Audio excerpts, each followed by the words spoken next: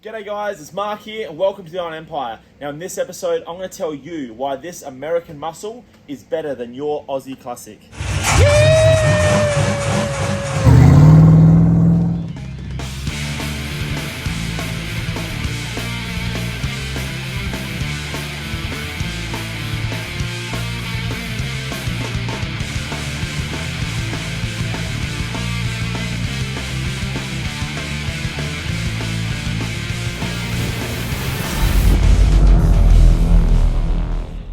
Guys, so first up, I'm only joking. I'm not here to tell anyone that my car is better than yours, especially not one that isn't running. But what I do want to talk about is why maybe you need to consider an American car over an Aussie. So here we got the 1972 Dodge Dart Swinger Edition. Now this is something we picked up on a whim a few years back, and you would have seen it on the channel a few times. It took us on a journey of a lifetime, and not for all the good reasons. But hey, that's why we're into classic cars, is for the adventure, and this one definitely took us on one. So I've brought this in today to get stuck back into it. We're getting super excited about the project once again. We're going to give this thing a birthday, a revamp, and get it on the road. Hopefully for the last time, for the first time, hopefully for the last time. Hopefully it stays on the road. Look, we're just going to work on this car today, but I thought while I'm at it, let's talk classic cars and availability and cost. So this particular car owes us around 20 grand. We bought this thing local. It was already in the country, which is obviously a massive bonus. It's a running, driving car, and we paid $20,000. Mind you, this is a two-door. Now, if you know your market, anything Australian two-door, absolutely out of reach. Even little cars nowadays, two doors, big money. So maybe if you're in the market of getting a classic or a muscle car, you need to consider a Yankee option. So this here is an A-body Mopar. Essentially, for you Aussies, it's a Valiant, a VE, VF, VG Valiant, but more or less any parts right up to a CM Valiant will fit this thing. So they are super easy cars to source parts for in this country. So the equivalent of this car would be like a VG hardtop or a VF hardtop. Now you guys may or may not know that even a 6-cylinder model of any decent condition, unless it's an absolute basket case, you're talking probably the best part of 20 grand of what I've spent for this. If you're buying something that's in mint condition, or it's been restored, or a pro street car or something, you're talking 50 grand plus. Now this thing, we paid 20 grand. It is a factory 318 V8. It's got power steering and air conditioning from factory. Now, if you look at the value of that, it is huge in comparison to Aussie muscle. There are a lot of tough American cars still out there with good running gear options for a lot less than you're paying for your Aussie classics and muscle cars. So maybe you need to broaden the horizons, especially with the fact that bringing imports into the country now is becoming a massive headache, a massive expense. Exhibit A, Plymouth Duster. Absolute nightmare, would never do it again. So if you're in the market for a classic, broaden the horizons, see what else is out there. Cars you may have never considered before might be a good option for you to get into the game for a lot less cost, for a lot more car. Now enough bullshit talking, let's get stuck into some mechanical stuff. We're gonna try and fire this thing up for the first time in almost 12 months. All right guys, now we're gonna jump straight into trying to fire this thing back up for the first time in, I don't even know how long. Too long. You guys may have seen this in episode 84 of the Iron Empire, where we road trip this thing over to the Mopar Powered Nationals at Heathcote in Victoria, and it was the trip of a lifetime for all the wrong reasons. It was a nightmare, and since then I'd continued to try and find the problems with this car. We think we had fueling issues, and I also believe there was ignition issues, and I still haven't found any of them. So I've continued to go through the process of elimination to try and isolate what the hell is wrong with this thing. So it's got a whole new ignition system in it. It's been hot wired, so none of the factory wiring can be the culprit. I've tried different carbies, all sorts. So yeah, the last thing I've done is get this distributor checked by a local guy here, Frank at Pro Action. He checked out this original electronic ignition Bosch distributor, and it tested up as okay. I've got it wired through a late model HEI ignition unit here, Brand new coil, new leads. Doesn't have a new cap on it, but that's probably all it's missing. So I'm gonna nip this thing up now, throw the cap on, and start again. So one of the things I really don't like about small block Chryslers, and it's the same with the Holden and Chevy V8s, the distributor being at the back is an absolute nightmare for working on. Now they may look neater because you haven't got a distributor up front, but holy hell, I had this thing in and out that many times on the side of the road, and I spent so long over this engine bay with my knees up on the fenders. Absolute pain in the ass. Okay, so Dizzy's in, and I'm actually happy with how easy it is to fit a Mopar Dizzy. Like a Ford one, they're a nightmare. The oil pump pickup is on an angle, and you sort of got to wiggle it and try and get the gear to locate. Pain. This one drops straight into position. I actually marked it. I thought ahead. It's timed. Now I'm filling the bowls up with some fresh fuel because no doubt it is dry as a bone. I really should probably replace all these fuel lines. But you know what? Now that I got on this fresh 4-post tough lift hoist, that has been an absolute no-brainer. Can't believe I didn't do it sooner. I'm going to actually just replace these fuel lines. The back one did look a little bit crusty. It's the first time I've been under this car. I'll replace the rear soft line, replace the front line here, and a fresh couple of fuel filters as well, and then see if we can fire this up.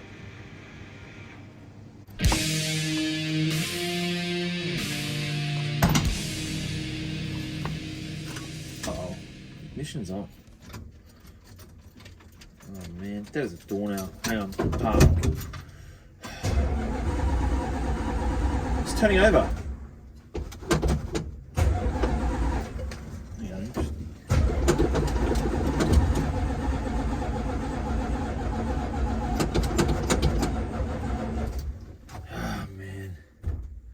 Failure from the get-go. All right, we start digging deeper. You know what? I actually brought up some fresh fuel from the tanks. That's all right. Might take a little bit of a spray, but the battery's dead. But that's actually not bad because I do have a brand new jump pack from Topdon. I'm gonna give this thing a crack straight up the packet. Never tried it before. Only just opened it up. Let's check this thing out. All right, so I've been sent this jump pack from a brand called Topdon. Now this is the Jump Surge JS2000. What does that mean? I'm not actually sure what that means. I think it means it's going to jumpstart my car when the battery's dead, and that's what's happening right now. And to be honest with you, who wasn't expecting it to be dead? Disconnected it, still died. I actually do have a jump pack. I bought that thing because I thought they were a quality brand. I've had about 3 or 4 jump packs over the years, and they have all been various levels of workingness. The last one, it's actually pretty new. I've used it like half a dozen times and shit house. If you don't get the start on the very first crank, pretty much game over. Now for some reason that one just has got no balls. I'm not sure if it's a lemon or the brand's no good, don't know. But this one here, we're gonna give this a crack. The JS2000. Now I'm gonna give this an honest, 100% genuine honest review because I'm not talking shit. We want to see if this thing's going to work because I genuinely want this to work because I'm sick to death of freaking swapping batteries and having freaking worrying about that. Look, straight at the packet, we're towing 75% charge. So that's a bonus. Haven't even had to charge this thing yet. It's got some serious jaws on it. Got a good connection here, and let's see what happens. Hopefully what happens is a freaking running small block Mopar. All right, let's try again. Come on, Bessie, let's do this.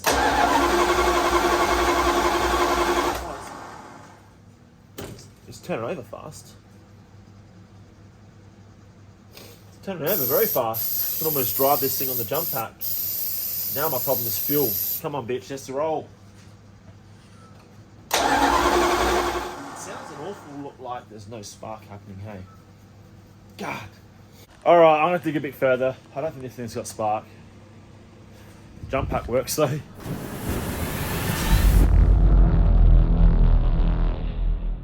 All right, so done a bit of research, found out that the little ignition module that I already had in the car was wired incorrectly. So throughout all the routing around that I've done previously, I've obviously put it back wrong. So now I've got a plug out here. I'm going to check for spark. Oh. Okay, yeah, we got spark and it's running on 7 cylinders because this plug's not in the car. Yes, it is running. I'm absolutely pumped on this. All right, let's see how it goes with 8 cylinders. Oh man, I'm gonna be so pumped if that's all there was to it. What? Listen to this thing. This is genuinely the first time it's ran since Dan the Tow King dropped it off to be stored for a little while. Listen to this. Why doesn't it just do this all the time? Frickin' hell. Yes!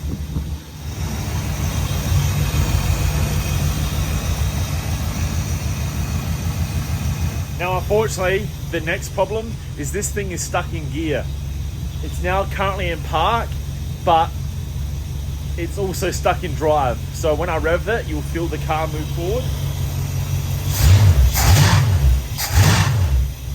It's not revving freely. There's issues with the transmission.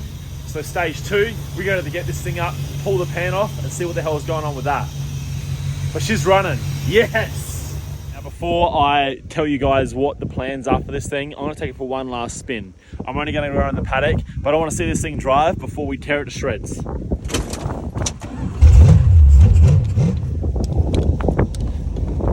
I have to tow this thing out with a wagon because reverse is stuff. That's one of the things that need to be addressed on this thing. So before we start disassembling this thing and making it undrivable, we can take it for one last glory spin.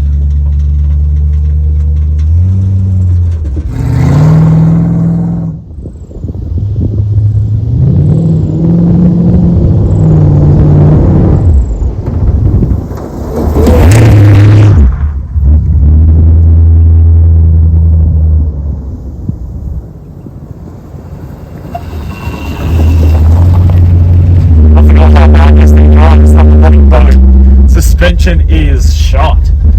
I'll put that on the list of things to do.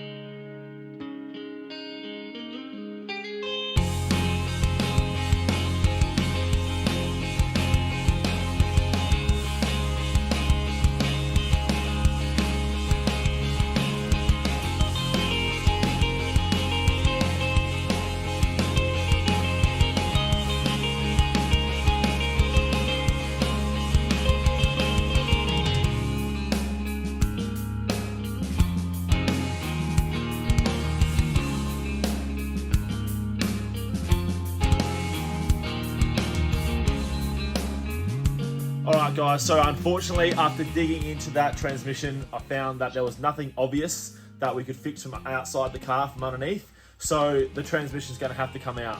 But that's not a big deal because the plans for this thing moving forward is that this engine bay is going to be stripped anyhow. The motor's coming out, obviously now the trans is also coming out, and we are going to do a total revamp of this thing.